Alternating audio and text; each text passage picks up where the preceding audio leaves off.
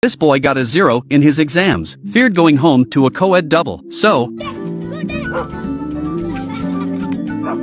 destroys the paper straight away. Back at home, his mother asks him how he did in the exam. The boy didn't even dare to raise his head, blows milk and pretends not to hear. At that moment, the boy's schoolteacher brother comes home, pulling out his exam paper. He said to his mother with regret, "I didn't do so well in this exam." He had only scored 2 points more than second in his grade. Then, he looked at his brother. तेरा कैसा गया? The next day in class, the teacher saw the boy staring out of the window, so she asked him to read aloud from the textbook. But the boy said that the letters in the book were dancing. The teacher obviously did not believe him. She asked him to read out the dancing letters on purpose. The result: